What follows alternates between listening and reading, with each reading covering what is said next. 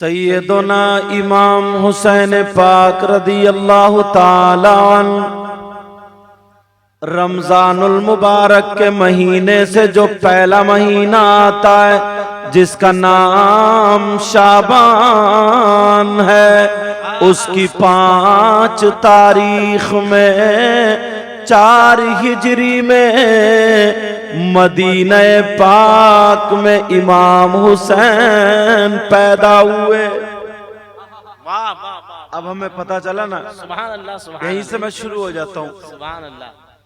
आपकी अम्मी जान का नाम सैयदा फातिमा, अब्बा जान का नाम हजरत अली। इमाम हुसैन पाक 3 भाई और 3 बहनें थे। सैयदा फातिमा के अलावा हजरत अली की 8 बीबियां और भी थी, कुल मिलाकर के 9 बीबियां हो गई। मगर सैयदा फातिमा के शिकम पाक से 6 औलाद पैदा हुई। 3 बेटियां 3 बेटे।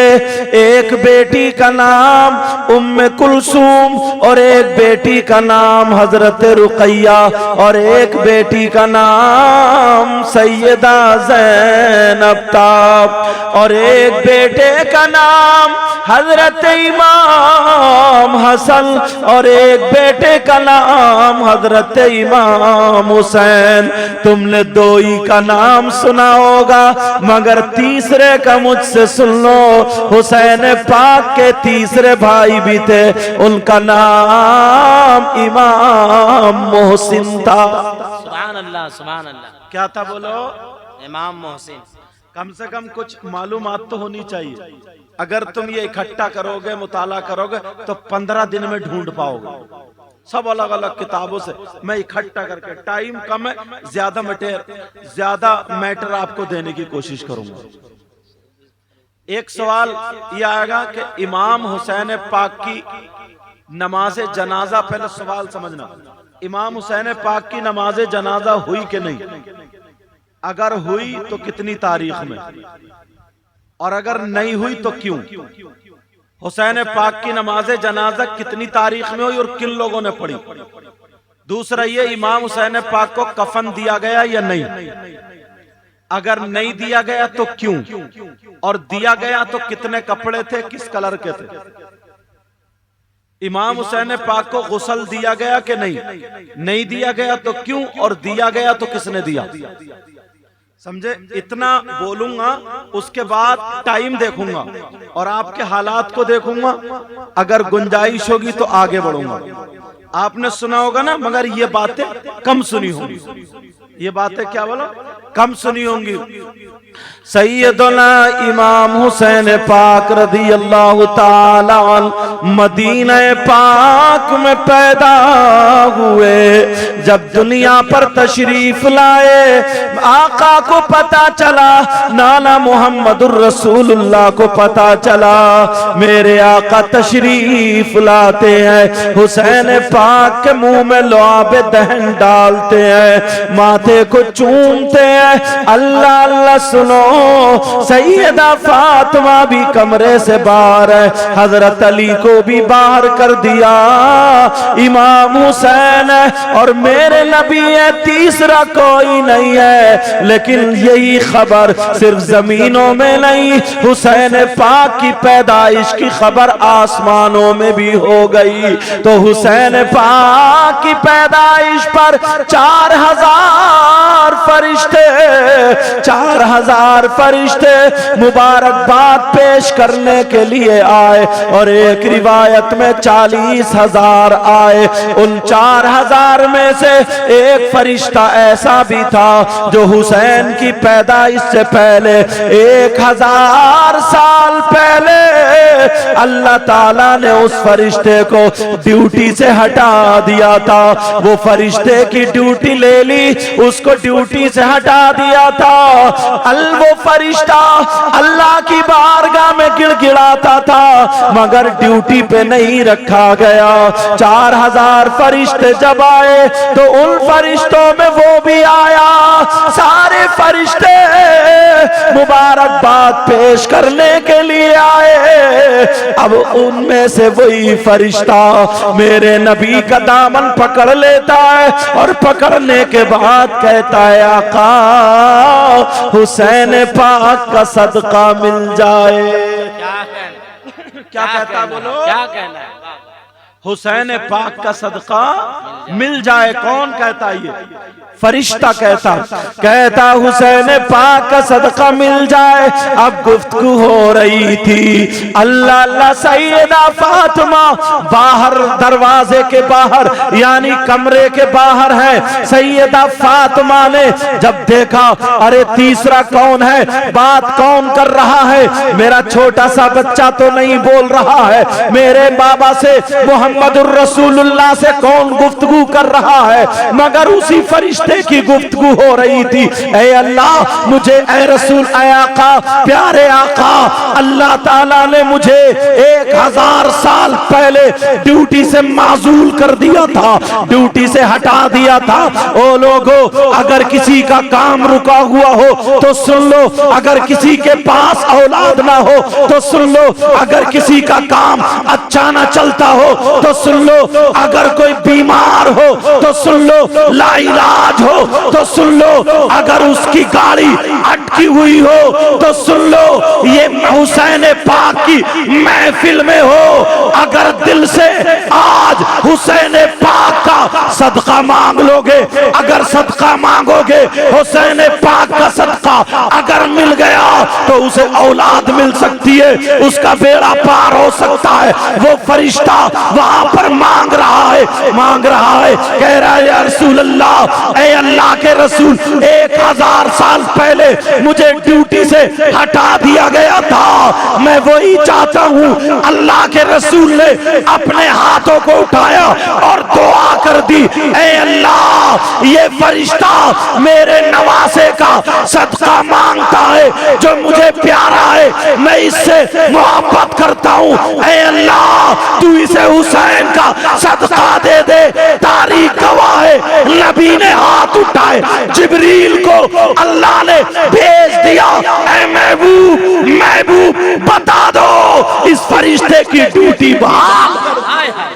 नारे तकबीर, नारे रिसालत, मसलके आला हजरत, इस फरिश्ते की ड्यूटी बहाल कर दी गई है। अल्लाह अल्लाह, जरा गौर करो। अब इमाम हुसैन पाक अंदर, बाबा आए, मुहम्मदुर रसूलुल्लाह, सैयदा फातिमा ने हाथ पकड़ लिया। अब्बा, आप बातें किससे कर रहे थे? कहीं मेरा छोटा बच्चा बोल रहा था क्या? कहा नहीं बेटी, हुसैन नहीं बोल रहे थे। कहा फिर? कहा एक फरिश्ता, उसे पता चला नबी के घर में नवासा आया है, फातिमा के घर में लाडला आया है। 4000 फरिश्ते मुबारकबाद पेश करने के लिए आए, तो उनमें से एक फरिश्ता ऐसा भी आया जो 1000 साल पहले जिसे ड्यूटी से हटा दिया था, वो मुझसे सदका मांगने लगा। तो मैंने दुआ कर दी, अल्लाह ने हुसैन पाक के सदके में उसे बहाल कर दिया। अब शायर कहता, कौनैन में बुलंद रुतबा हुसैन का। बोलो या हुसैन। आज दिल से कहना, अगर कोई भी काम अटका हुआ हो और बिल्कुल दिल से कह देना, मौला हुसैन के सदक़े में मेरा काम बनाते। हमने एक मर्तबा तकरीर में कहा, 14 साल एक की शादी को हो गया, औलाद नहीं, डॉक्टरों ने मना कर दिया था, मगर उसकी आंखों में आंसू हो गए। हुसैन पाक का जिक्र सुना, दिल में कहता रहा, ऐ अल्लाह हुसैन का सदका दे दे, हुसैन का सदका दे दे। 1 साल पलट के नहीं आया, अल्लाह ताला ने घर में बेटा दे दिया। और उसका नाम भी गुलाम हुसैन रखा। सुभान अल्लाह। कौनैन में बुलंद है रुतबा हुसैन का, बोलो या हुसैन या हुसैन। कौनैन में बुलंद है रुतबा हुसैन का, और फर्शे ज़मीं से अर्श तक शोहरा हुसैन का।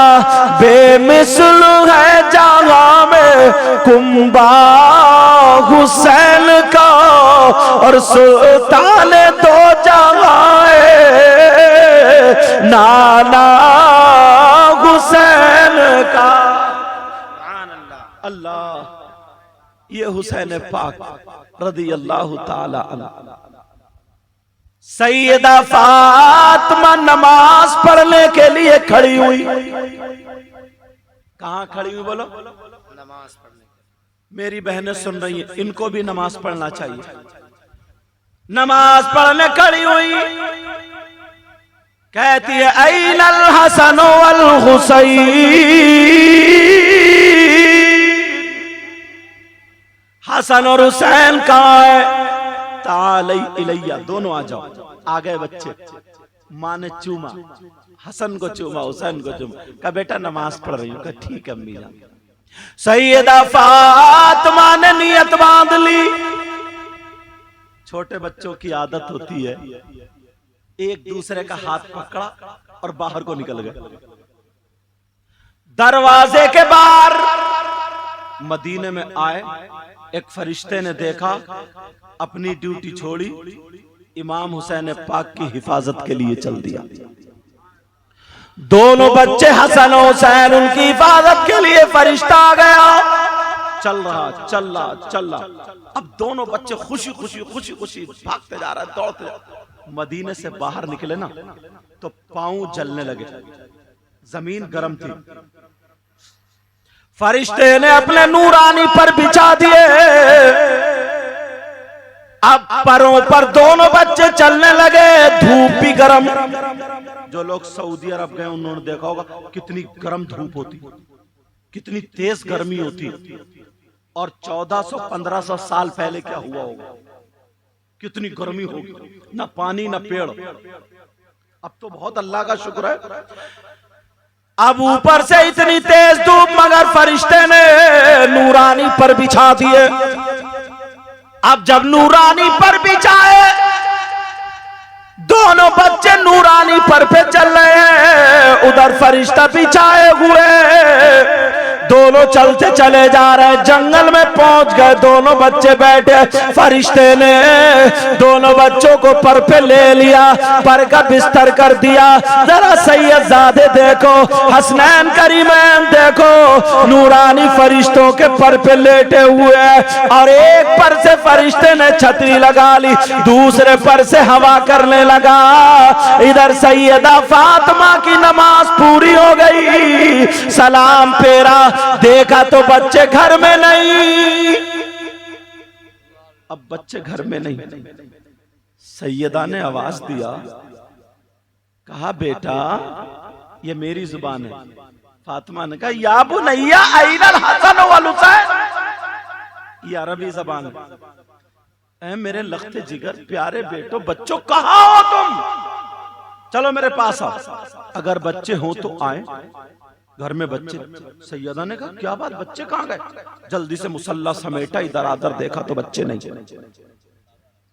अब तो फातिमा परेशान है, घर ही घर में चक्कर लगा रही है और बेकरार है। ये माँ तड़प रही है। इतने में हजरत अली आ गए।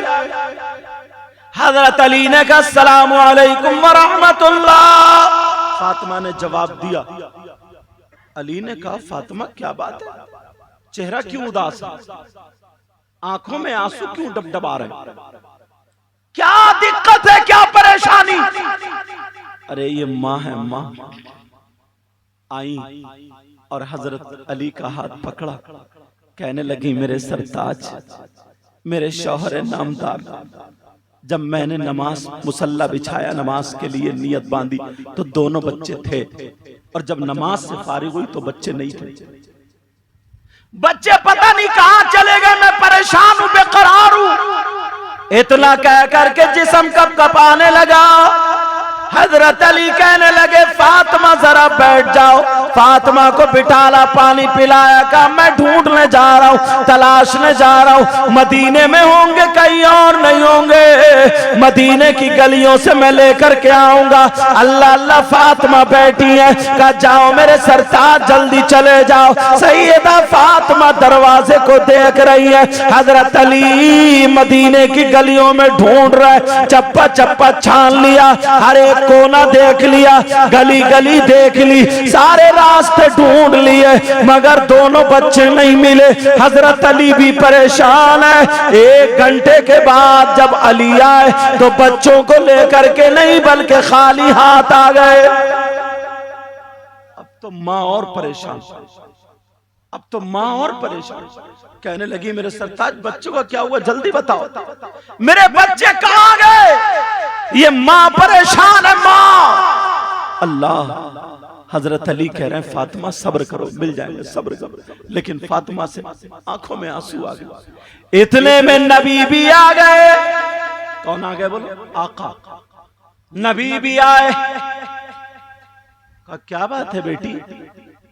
बेटी दौड़ती हुई गई, अपने अब्बा के गले में हाथ डाला, सीने पर सर रख के कहने लगी अब्बा जान, मेरा दिल बहुत बेकरार है, मैं बहुत परेशान हूं। अब्बा जान, परेशानी के आलम में। कहा क्या बात है बेटी? कहा अब्बा जान, मैं नमाज पढ़ने खड़ी हुई तो बच्चे थे, सलाम फेरा तो नहीं थे, घंटों हो गए, अली भी तलाश के आ गए, मदीने में बच्चे नहीं है। अब्बा जान मेरे बच्चे कहाँ चले गए? बच्चों के बगैर मैं कैसे रहूंगी? मेरे नबी तसल्ली दे रहे हैं, कहा बेटी मिल जाएंगे, जरा सब्र करो। लेकिन फातिमा के रोने से नबी की आंखों में भी आंसू आ गए। जैसे ही आंखों में आंसू आए, अल्लाह ने हजरत जिब्रील को भेज दिया और कहा जाओ जिब्रील जल्दी चले जाओ, मेरे महबूब की आंखों से आंसू नीचे ना गिरे और तुम पहुंच जाओ। मेरे महबूब की बेटी की भी आंखों से आंसू नीचे ना गिरे, तुम पहुंच जाओ। हजरत अली की आंखों से, अली की आंखों से आंसू नीचे ना गिरे, तुम पहुंच जाओ। हजरत जिब्रील से पूछा गया, कहा मैं 4 मरतबा इतनी तेज आया हूं, 4 मरतबा। एक मरतबा जब यूसुफ अलैहिस्सलाम के भाइयों ने उनको, यूसुफ अलैहिस्सलाम को कुएं में डाला तो मैं अर्श पर था, अल्लाह ने हुक्म फरमाया जिब्रील जल्दी चले जाओ, पानी पे पहुंचने से पहले पहले यूसुफ को संभाल लो, तब मैं आया था। और कहा दूसरा उस वक्त जब मेरे नबी का दांत जंग में शहीद हो गया था तो दांत मुंह से नीचे जमीन पे गिरने से पहले पहले मैं अर्श पे था, अल्लाह ने कहा जिब्रील जल्दी चले जाओ, जमीन पे गिरने से पहले दांत अपने हाथों में पर पे ले लेना। तो जिब्रील ने कहा मैं पहले पहुंच गया था। और तीसरा उस वक्त जब हजरत इब्राहीम अलैहिस्सलाम ने अपने बेटे हजरत इस्माइल के हलकूम पे छुरी रख करके जो चलाई थी तो अल्लाह ने मुझे हुक्म दिया था जाओ जन्नत से दुम्बा ले जाओ और ले जा करके इस्माइल को खींच लो, दुम्बा रख दो। तो मैं इतनी तेजी से आया था। और चौथी मर्तबा अब आया हूं कि आंख से आंसू नीचे ना गिरे और मैं पहुंच गया। ए महबूब, अब घर दरवाजे पे खड़े होकर के इजाजत ले रहे आका, अगर इजाजत हो तो मैं अंदर आ जाऊं। मेरे नबी ने इजाजत दे दी, जिब्रील आ जाओ। तो अब जिब्रील कहने लगे ए महबूब, आपके नवासों को कुछ नहीं हुआ है, अली के बेटों को कुछ नहीं हुआ है, फातिमा के लखते जिगर को कुछ नहीं हुआ है। काफिर का एक जंगल में फरिश्ते की निगरानी में दोनों बच्चे आराम कर रहे हैं, वहां पर वो सो गए हैं। अल्लाह अल्लाह, हजरत जिब्रील भी चले, मेरे नबी भी चले, हजरत अली भी चले, तीनों लोग चल देते हैं। जंगल में जाकर के देखा तो दोनों बच्चे आराम से सो रहे हैं, दोनों बच्चे सो रहे हैं। अल्लाह अल्लाह, एक बच्चे को उठाया, नबी ने इमाम हसन को उठाया, चूमा और अली की गोद में दे दिया, इमाम हुसैन को चूमा और खुद गोद में ले लिया। लेने के बाद जब चले, दोनों बच्चों को लेकर के चले तो जिब्रील ने कहा था ए आका, अल्लाह ये फरिश्ता वो है जो आपके बच्चों से मोहब्बत करता है, अहले बैत से मोहब्बत करता है, आपके नवासों से मोहब्बत करता है। इसे मोहब्बत का सिला क्या मिलेगा, इसे मोहब्बत की जजा क्या मिलेगी, इसे मोहब्बत का बदला क्या मिलेगा? तो मेरे नबी ने हुसैन पाक को और हसन पाक को सामने रख करके कहा था, अल्लाहुम्मा इन्नी उहिब्बुहुमा व अहिब्बुहुमा व अहिब्ब मन युहिब्बुहुमा। ऐ अल्लाह, मैं इन दोनों से मोहब्बत करता हूँ, तू भी इनसे मोहब्बत करना, और जो इनसे मोहब्बत करे उनसे मोहब्बत करते रहना। ऐ अल्लाह, इस फरिश्ते को मेरे बच्चों से, अहले बैत से, नबी के बच्चों से मोहब्बत करने का सिला अता फरमा दे। तो अल्लाह ताला ने उस फरिश्ते के 27 दर्जात बुलंद। नारे तकबीर, नारे रिसालत, शाने अहले बैत, अज़मते इमाम हुसैन। समझ में आ रही है बात? इमाम हुसैन पाक, तुम भी मोहब्बत करते हो, घर बार को छोड़ के आए हो, मगर मोहब्बत का तकाजा थोड़ा अलग हो गया। हमारे यहाँ मोहब्बत क्या, जैसे ही मुहर्रम का महीना दिखाई दिया, बस हाथ में ढोल आ गया, हाथ में ढोल का डंका आ गया, और बस मेला ठेला, औरतें, आदमी, पूछो बुरी तरीके से। ये क्या मोहब्बत है? क्या इसको क्या मोहब्बत बोलेंगे? ये मोहब्बत नहीं। मैं पूछना चाहता हूं जरा, 10 तारीख को वहां क्या हुआ था? 10 तारीख को वहां क्या हुआ था? इमाम हुसैन, तो वहां करबला में इमाम हुसैन शहीद हुए लेटे, अली असगर छोटे से बच्चे शहीद हुए लेटे, अली अकबर शहीद हुए लेटे, औनो मोहम्मद शहीद हुए लेटे, हजरत अब्बास के बाजू कटे शहीद हुए लेटे, इमाम हुसैन का जिस्म छल्ली हुआ शहीद हुए लेटे, हजरत इमाम कासिम शहीद हुए लेटे, हजरत अब्दुल्ला शहीद हुए लेटे। इमाम हुसैन पाक की सगी बेटी 7 साल की बच्ची, उसके हाथों में हथकड़ियां पहना दी, जालिमों ने मुंह पे तमाचा मारा।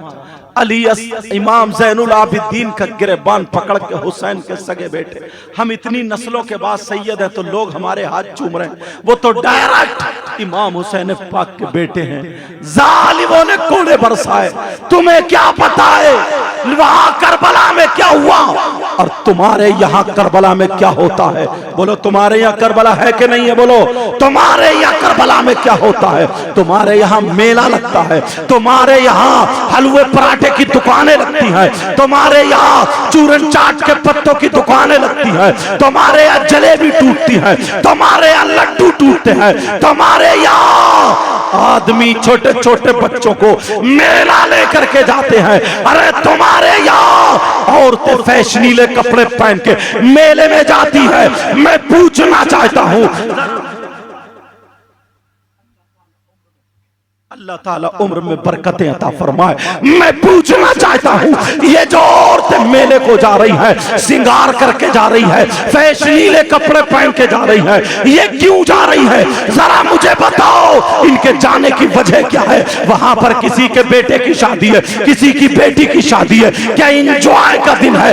अरे 10 मुहर्रम को क्या हुआ था और हम क्या कर रहे हैं? और बात 8-10 लफंगे लड़के वो भी औरतों के मेले में घुस जाते हैं, बस जलसे में आकर के नारा लगा दिया, नारे तकबीर, नारे रिसालत, जन्नत हमारे बाप की। अरे वहां देख, मेले में औरतों के पिसाब खाने में वहां तू घुस रहा है, क्यों घुस रहा है? क्या खरीदने गया तू? मर्दे के छक्का, मर्दे के किन्नर, मर्दे के औरत, मुझे बता कौन है? क्रीम पाउडर खरीदने गया? नहीं नहीं, अरे तू गया तो इसलिए गया किसी के कोनी लग जाए, किसी के धक्का लग जाए, किसी के आंखें टकरा जाए, किसी का फोन मिल जाए, किसी का नंबर मिल जाए, चैटिंग करने लगू, सेटिंग करने लगू। अरे जरा शर्म कर, कोनी मारने से पहले जिसके तू कोनी मारने गया, अगर तेरी माँ होती तो तू क्या करता? जिसे धक्का मारने गया तेरी बहन होती तो तू क्या करता? जिसे देखने गया तेरी भतीजी होती तो क्या करता? शर्म करो। उन लोगों का मिशन था यहूद और नसारा का कि करबला में 72 थे तो उन्होंने दुनिया में इंकलाब पैदा कर दिया। अगर मुसलमान करबला वालों के तरीके पर चलने लगे तो आज 72 नहीं 72 लाख है, गली गली में इस्लाम का झंडा गाड़ देंगे और हर एक यही कहता हुआ नजर आएगा, 10 तो 10 दरिया भी न छोड़े हमने, बैरे जुल्मात में दौड़ा दिए घोड़े। मौको नाराए तकबीर, बुलंद आवाज से जवाब दे, नाराए तकबीर, नाराए रिसालत, मसलक आला हज़रत हज़रत अल्लामा मौलाना मुफ्ती सैयद मुकीमुर रहमान साहब क़िबला, नाराए तकबीर। माशाअल्लाह, बहुत खूबसूरत। मगर कहाँ अल्लाह, आज दुख होता है, आज दुख होता है। जिन लोगों को तकरीर सुननी थी वो चले गए, जो सुधरे हुए हैं पहले से वो बेचारे अब भी बैठे हैं। लेकिन मैं आपको बताऊं, यहां पे कम से कम 50 बाप ऐसे होंगे जिनकी गैर शादीशुदा लड़कियां, जिनकी बेटियां उनकी शादी नहीं हुई है, मगर उनकी बेटियों पे तुम्हें मोबाइल मिलेगा। क्या मिलेगा बोलो?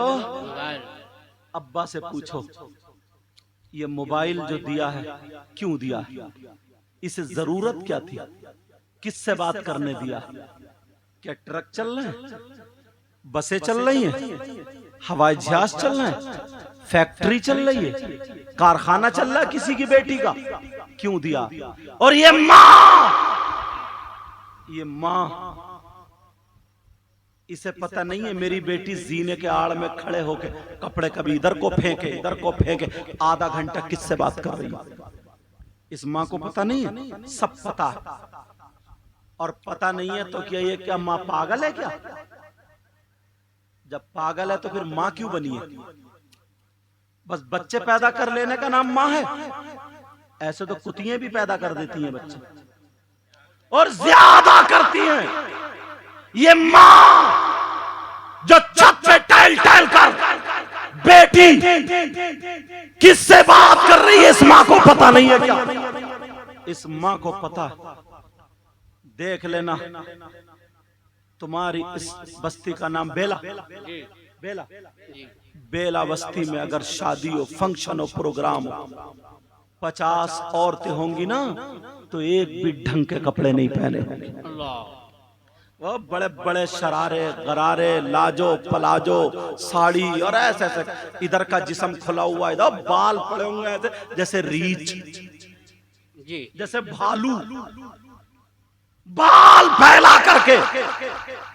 ये माँ जिसका खुद सर नंगा हो तो बेटी के सर पे आंचल क्या रखे? ये माँ खुद अपने आप को 40 साल की हो गई, 45 साल की हो गई, मुंह पे ब्यूटी पार्लर जाके या खुद ही क्रीम पाउडर वगैरह सारी चीजें लगा करके अपने आप को जवान करे पड़ी है। बूढ़े बैल का अगर सींग काट दिए जाए तो क्या वो जवान हो जाएगा क्या? अब तो इसकी जवान बेटी है। ये माँ का ये आलम, शादियों में ऐसा लगता है जैसे मुसलमान की बेटी है ही नहीं। और अब्बा को मत पूछिए, बेचारा ये तो इतना भोला है, इतना सीधा है। वैसे सीधा नहीं है, वैसे जिसका ले लिया उसको दिया ही नहीं। वैसे सीधा नहीं है, गांव में झगड़ा फैलाए पड़ा। वैसे सीधा नहीं है, ना जाने कितनों के रिश्ते तोड़वा दिए। वैसे सीधा नहीं है, गांव में लड़ाई फैलाए पड़ा है। वैसे सीधा नहीं है, मेंढे काट ली। वैसे सीधा नहीं, मगर इस बात में सीधा है सिर्फ ये बाप। इसे पता नहीं है 18 साल की बेटी, 17 साल की बेटी, 19 साल की बेटी, जिसके यहाँ पे दुपट्टा नहीं, इधर लगा लिया, इधर लगा लिया, अब पूरी औरत का जिस्म है। तो ये अपनी बेटी का जिस्म अब्बा नहीं देख रहा, चचा नहीं देख रहा, मामू नहीं देख रहा, भाई नहीं देख रहा। और भाई को तो छोड़ो, भाई तो इतना बड़ा नचकैया है, इतना बड़ा नचकैया, डीजे बज जाए तो देखो इसका कूला कितना मिटकेगा। डीजो पे ऐसा नाचता जैसे बौराना घोड़ा जी। जी। डीजो पे एक इतनी मोटी कमर और गाना चल रहा, कमरिया मटके, अल्लाह। और कमर इतनी मोटी और मटका रहा। कौन है जो अपनी बहन के सर पे आंचल रखेगा?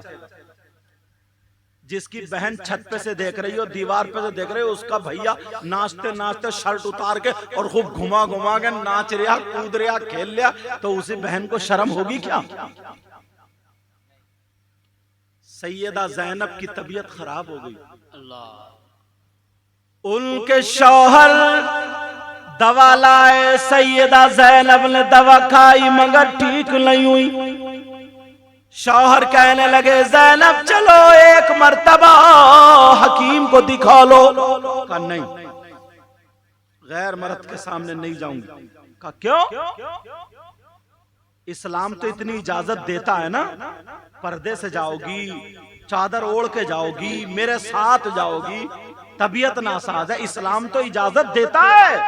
तो सैयदा फातिमा ने क्या जुमला बोला था सुन लियो। सैयदा ज़ैनब ने क्या जुमला बोला था सुन लियो।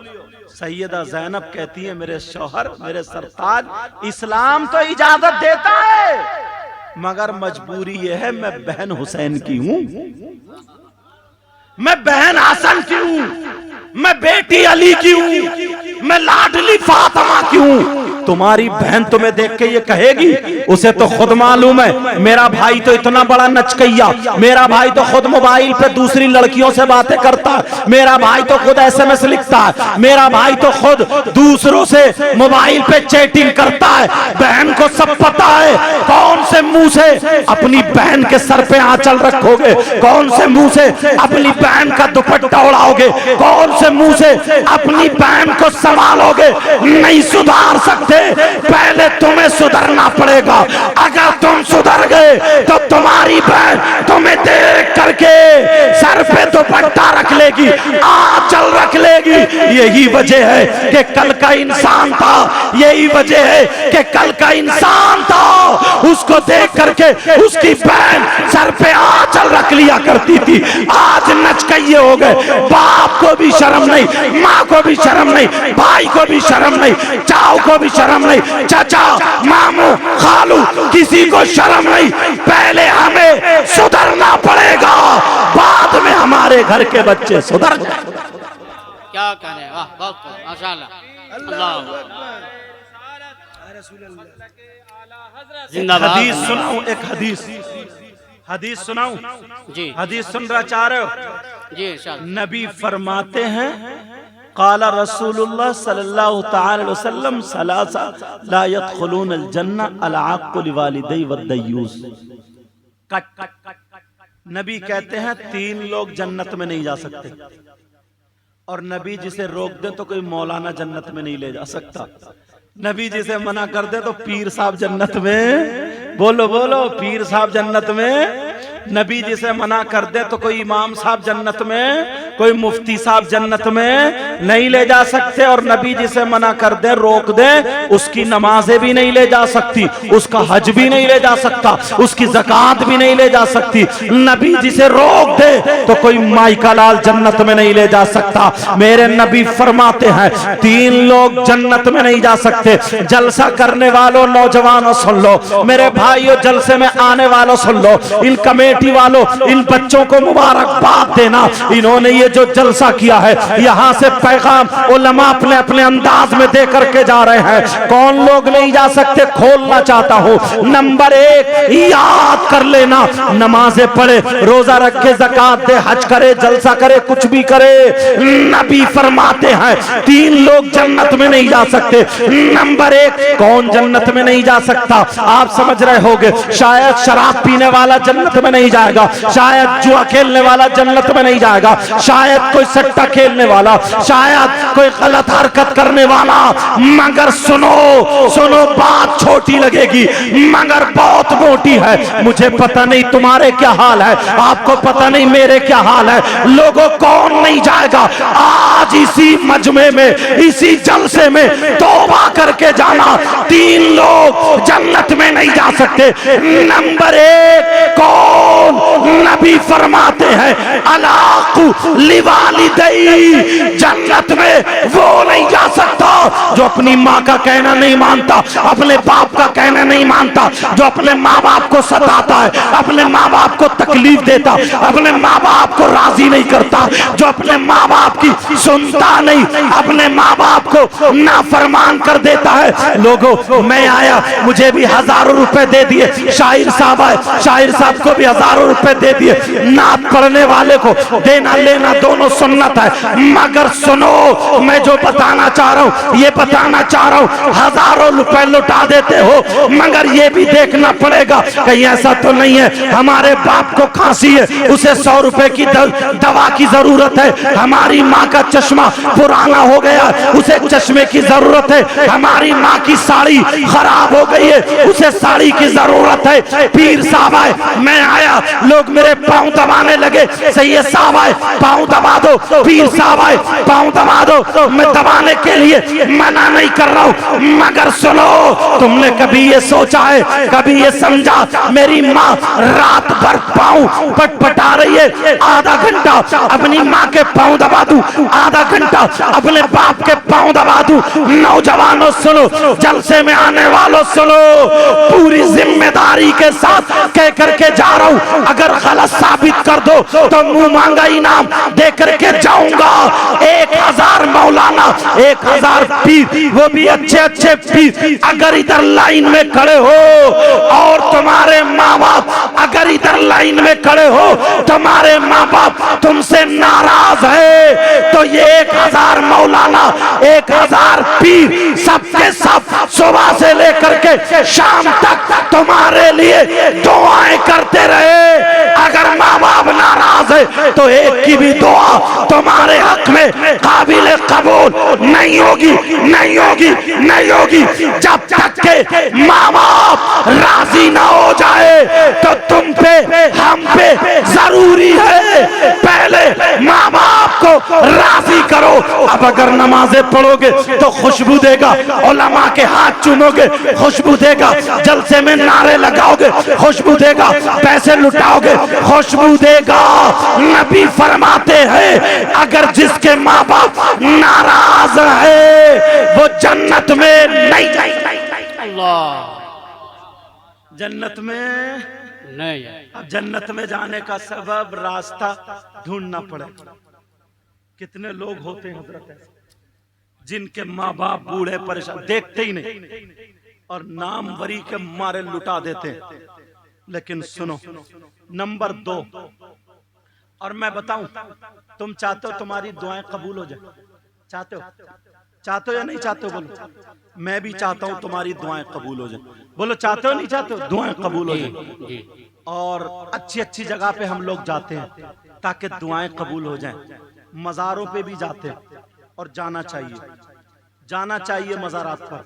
मगर सुनो, मर्दों का जाना जायज है, औरतों का जाना जायज। क्या बात है, माशाअल्लाह जी, हक है। मज़ारात पर औरतों का जाना जायज, मगर तुम चले गए काम करने और ये अगरबत्ती लिए घूम रही है। ये कहाँ घूम रही है? मज़ारों पे इतने चक्कर लगा रही है, इतने चक्कर। अच्छा, जिस मज़ार पे देखो तो औरतें पटी पड़ी। मैं सोचने लगा, या अल्लाह, जिन्नात को कोई और काम नहीं है क्या? सारी औरतों पे चिपटे पड़े। मैं तुम्हें एक काम की बात बताऊं, अगर मजार शरीफ पे 100 लड़कियां कूद रही हैं, खेल रही हैं, पेशी तमाशा कर रही है ना, तो उनमें से मुश्किल 5 ऐसी होंगी जिन पे कुछ है और 95 तो खाली ढचोकला, खाली ढचोकला। गारंटेड। टाइम पे शादी करो, वक्त पे शादी करो, बेहया बातों से इनको बचाओ, इनके नफ्स को उभारने वाली चीजों से इनको हटाओ। जिन्नात कहाँ है? बियाबान में। जिन्नात कहाँ है? जंगलात में। जिन्नात कहाँ है? पहाड़ों में। पहाड़ों में तुम जाते हो, बियाबान में तुम जाते हो, जंगलात में तुम जाते हो, औरतें नहीं जाती। तुम्हें जिन्नात चिपटता नहीं, इसे घर में झाड़ू मारते मारते जिन आ गया, इसे आटा गूंथते गूंथते जिन आ गया। जरा होश की पियो। औरतों का मज़ारात पर जाना जायज नहीं। अरे अस्सलातु अहम्मुल इबादात, नमाज तमाम इबादतों में अहम है, अफजल है, खैर है, बेहतर है। जब मर्दों के इख्तिलात की वजह से मस्जिद में नमाज के लिए जाने से रोक दिया तो मजार पे जाना तो मुस्तहब है। मजार पे जाना तो मुस्तहब, इसकी इजाजत कौन देगा? इसलिए औरतों का मज़ारात पर जाना जायज नहीं। मैं भी चाहता हूं तुम्हारी दुआएं कबूल हो जाए। एक बारगाह का पता मैं बताऊं, एड्रेस में दूं, चलोगे? जाओगे? सोच रहे होगे ना हजरत उत्तराखंड से आए उधर, हालांकि मेरा घर धावनी बुजुर्ग जिला रामपुर में है और पढ़ाता हूँ जसपुर उत्तराखंड नैनीताल, पढ़ाता था, अब तो वक्त ही नहीं मिलता। समझ में आ रही बात? तो वहीं से मशहूर सोच रहे होगे शायद उत्तराखंड ले जाएंगे हम। नहीं, वो बारगाह कोई और नहीं है, वो बारगाह है तुम्हारी माँ और तुम्हारे बाप। माँ बाप को राजी करो, माँ बाप की खिदमत कर लो। अगर माँ बाप राजी हो गए, समझ में आ रही है, और लड़खड़ाते हुए हाथों से इन्होंने दुआ कर दी अल्लाह, तो नबी फरमाते हैं दुआ उल वालिदैन अन औलादिहिमा का दुआ इन नबी की अन उम्मतिही। नबी फरमाते हैं माँ बाप की दुआ औलाद के हक में ऐसी होती है जैसे मुझ मोहम्मद की दुआ मेरी उम्मत के हक में होती है। तो मैं ये बता रहा था, 3 लोग जन्नत में नहीं जा सकते। नंबर 1 माँ बाप का नाफरमान, आज से तौबा कर लेना, माँ बाप को राजी कर लेना। नंबर 2 दयूस जन्नत में नहीं जा सकता। कौन नहीं जा सकता बोलो? दयूस नहीं जा सकता। अब मुझे यही तो बताना है, दयूस कौन है? दयूस वो माँ बाप है जिनकी बेटियां आवारा घूम रही है। दयूस वो माँ बाप है जिनकी बेटियां बेपर्दा घूम रही है। दयूस वो माँ बाप है जिनकी बेटियां मोबाइलों पे चैटिंग और सेटिंग कर रही है। दयूस वो माँ बाप है जिनकी बेटियां बाल खुले हुए गैर मर्दों को अपना जिस्म दिखा रही है। दयूस वो माँ बाप है जिनकी बेटियां फैशनीले कपड़े पहन पहन कर बेहयाओं की तरह घूम रही है। शादियों में होता नहीं होता। माँ बाप तुम सुन लो, पूरी दुनिया गलत हो सकती है मगर नबी का फरमान गलत नहीं हो सकता। नबी फरमाते दयूस जन्नत में नहीं जा सकता। अब बताओ, अगर जिसकी बेटियां बेपर्दा घूम रही है वो जन्नत में हरगिज नहीं। अब सुधार कौन करेगा? कोई मुफ्ती साहब आएंगे? माँ बाप की जिम्मेदारी है।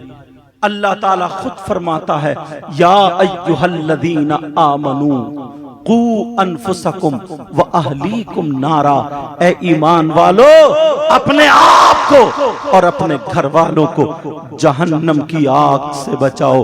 प्यारे बात इधर निकल आई। और तीसरा वरजुलतुन निसा, वो लड़के जो लड़कियों जैसी वज़ाक़ता और वो लड़कियां जो लड़कों जैसी वज़ाक़ता बनाए हुए हैं वो भी जन्नत में नहीं जा सकते। मैंने जो वायदा किया था कहीं वो रह ना जाए वो बात, इसलिए उसी तरफ लाना चाहता हूँ। इमाम हुसैन पाक जो शहीद हुए हैं 10 मुहर्रम को शहीद हुए हैं। जरा काम की बातें हैं, तवज्जो से सुन लेना। 10 मुहर्रम को 61 हिजरी में करबला शरीफ में शहीद हुए। जुमे का दिन था। अब जरा सुनो, तवज्जो की बात है। इमाम हुसैन शहीद हुए तो उनकी नमाज जनाजा हुई कि नहीं हुई? हाँ, नमाज जनाजा हुई है, लेकिन नमाज जनाजा 10 मुहर्रम को नहीं हुई है। शायद आप समझ रहे होंगे 10 मुहर्रम को नमाज जनाजा हुई। नहीं, 10 को नहीं बल्कि 11 मुहर्रम को नमाज जनाजा हुई है। किन लोगों ने नमाज जनाजा पढ़ी है? करबला शरीफ की बराबर में एक बस्ती रहती थी जिस बस्ती का नाम मकाम कादरिया है। वहां के रहने वाले लोग, उन्होंने 11 मुहर्रम को आकर के इमाम हुसैन पाक की नमाज जनाजा पढ़ी। अब सवाल ये होता है कि 10 मुहर्रम को इमाम हुसैन पाक की नमाज जनाजा क्यों नहीं नहीं हुई, इसलिए नहीं हुई 10 मुहर्रम को जालिमों ने गुंडागर्दी शुरू कर दी थी, सैयदों के खेमे में आग लगा दी थी। जालिमों ने इमाम हुसैन पाक की बेटी के मुंह पे तमाचा मारा। अरे किसी ने हाथ, किसी के आगे को हाथ बांधे, किसी के पीछे को हाथ बांधे, ढोल ताशे गाजे बाजे बजाने में लगे हुए थे। तो अब मैं ये सवाल करता हूं, अगर इमाम हुसैन पाक का इतना ऊंचा मकाम है तो अल्लाह ताला यजीदियों के दिल में डाल देता, ये दिल में डाल देता, कम से कम उनको शहीद कर दिया तो नमाज जनाजा तो पढ़ते ही चले जाते। इमाम ज़ैनुल आबिदीन ने भी नमाज जनाजा 10 मुहर्रम को नहीं पढ़ी थी। अल्लाह अल्लाह के कम से कम उनके दिल में डाल दिया जाता, मगर अल्लाह ने उनके दिल में क्यों नहीं डाला? मैं जवाब दिए देता हूं, इसलिए नहीं डाला। सुनो, मसला ये है, अगर एक होता है जनाजा, एक दूसरे होते हैं नमाजी। अगर जनाजा किसी वली का है, जनाजा किसी जन्नती का है, जनाजा किसी नेक इंसान का है, तो नमाज पढ़ने वाले उन जन्नती की नमाज पढ़े, उस वली की नमाज पढ़े, तो उसके सदक़े में जितने नमाजी हैं सब जन्नती हो जाते हैं। दूसरा मसला यह है, अगर नमाज पढ़ने वालों में कोई अल्लाह का वली है, वो नमाज पढ़े तो उनके सदक़े से ये जन्नती हो जाते हैं। अल्लाह ने यजीदियों को इसलिए रोक दिया था और इमाम ज़ैनुल आबिदीन को भी इसलिए रोक दिया था, अगर तुम 10 मुहर्रम को नमाज जनाजा पढ़ोगे तो कोई ना कोई यजीदी शामिल हो जाएगा। हुसैन पाक सिर्फ वली ही नहीं बल्कि आले नबी है, हुसैन पाक आले रसूल है, सहाबी रसूल है, और हुसैन पाक जन्नती ही नहीं बल्कि जन्नती जवानों के सरदार है। अगर हुसैन पाक की नमाज जनाजा ज़ैनुल आबिदीन पढ़ लेते तो पढ़ाने वाला भी जन्नती है, और जिसकी नमाज जनाजा वो भी जन्नती जवानों का सरदार है। तो कोई ना कोई यजीदी पढ़ लेता तो हुसैन के सदक़े में वो भी जन्नती हो जाता। लेकिन अल्लाह को ये गवारा नहीं था कि एक भी यजीदी जन्नत में जाए। ऐलान कर दिया, नहीं, तुम्हें नमाज जनाजा नहीं पढ़ ली है, इसलिए जन्नत हुसैनियों के लिए बनी है और जहन्नम यजीदी। क्या करें, माशाअल्लाह, अल्लाह अकबर, या रसूल अल्लाह, जिंदाबाद। और सुनो, इमाम हुसैन पाक की नमाज जनाजा 11 मुहर्रम को हुई। अब दूसरा तीसरा सवाल यह होता है, आपको कफन शरीफ दिया गया या नहीं दिया गया? नहीं नहीं, कफन शरीफ नहीं दिया गया। इमाम हुसैन पाक को कफन नहीं दिया गया, उन्हीं कपड़ों में दफन कर दिया गया। क्यों कफन नहीं दिया गया? अल्लाह ताला जन्नत से कपड़े भेज देता, जन्नत से कफन भेज देता। अल्लाह ने जन्नत से कफन क्यों नहीं भेजा? जब दुनिया में रहते थे तब तो अल्लाह ने जन्नत से कपड़े भेज दिए थे इमाम हुसैन के लिए, लेकिन कफन क्यों नहीं भेजा? इसलिए नहीं भेजा लोगों, क्योंकि आज का मौलाना इमाम हुसैन पाक के बारे में बोलता है कि इमाम हुसैन हुकूमत के लिए लड़ने के लिए गए थे, यजीद को कुस्तुनतुनिया वाली हदीस ला करके ये जन्नती और अमीरुल मोमिनीन ठहराने के चक्कर में है। लेकिन मैं कहता हूं, अगर इमाम हुसैन पाक को कफन दे दिया जाता तो फिर ये लोग उंगली उठा लेते कि शरीयत के खिलाफ कफन दिया गया है, क्योंकि शहीद को कफन नहीं दिया जाता है। शहीद 3 किस्म के होते हैं, जिसको कफन कुछ को दिया जाता है, कुछ को नहीं दिया जाता है। अगर कोई औरत उसके पैदाइश के वक्त पे वो औरत का इंतकाल हो जाए तो वो औरत भी शहीद है, मगर उसको कफन दिया जाएगा। अगर कोई डूब के मर जाए तो वो भी शहीद है, मगर उसको कफन दिया जाएगा। कोई पेड़ पे से गिर के मर जाए वो भी शहीद है, मगर उसको कफन दिया जाएगा। कोई टकरा के मर जाए उसको भी गुस्ल कफन दिया जाएगा। कोई जल के मर जाए तो वो भी शहीद है, अगर उसका जिस्म गुस्ल देने के काबिल है तो गुस्ल कफन दोनों दिया जाएगा। अगर कोई किसी से दब के मर जाए, पेट में दर्द हुआ उसमें मर गया, वो भी शहीद है, उसको गुस्ल कफन दिया जाएगा। अगर ताउन हो गया, अपेंडिक्स हो गया, उसमें मर जाए तो वो भी शहीद है, उसको गुस्ल कफन दिया जाएगा। मगर जो तलवार लेकर के जंग के मैदान में दीन और इस्लाम की खातिर लड़ता हुआ शहीद हो जाए तो शरीयत मुस्तफा में न उसको गुस्ल दिया जाएगा न कफन दिया जाएगा। तो इसलिए अल्लाह ने कपड़े नहीं भेजे। मेरा हुसैन वो है जब दुनिया पे आया तो शरीयत मुस्तफा पर रहा, उसका बचपना शरीयत मुस्तफा पर, उसकी जवानी शरीयत मुस्तफा पर, उसका बुढ़ापा शरीयत मुस्तफा पर, हुसैन का खाना शरीयत मुस्तफा पर, हुसैन का पीना शरीयत मुस्तफा पर, हुसैन का चलना उठना बैठना शरीयत मुस्तफा पर। हुसैन दुनिया में आया शरीयत मुस्तफा पर। अल्लाह ने इसलिए कफन नहीं भेजा कि जब जाएगा तब भी शरीयत मुस्तफा। समझ में आ रही है बात। और दूसरी बात यह है सवाइक़ मुहरिक़ा में ये लिखा हुआ है अल्लाह अल्लाह इमाम हुसैन पाक सारे शहीद जितने भी हैं अपने कपड़ों के साथ जिन्हें दफन कर दिया गया है वो सब उन्हीं कपड़ों के साथ उठेंगे। जहां पर खून के दाग और धब्बे हैं वो चांद और आफताब व महताब की तरह रोशन हो जाएंगे। मगर हुसैन पाक उन्हीं खूनी कपड़ों के साथ जब उठेंगे तो जब मीजान लगा होगा, मीजान वो तराजू है जहां पे नाना की उम्मत के गुनाह तोले जाएंगे, नेकियां तोली जाएंगी, तो वहां पर मीजान में हुसैन पाक के कपड़े, नाना की उम्मत के गुनाह एक तरफ, हुसैन पाक के वो खूनी कपड़े एक तरफ पल्ले में रख दिए जाएंगे।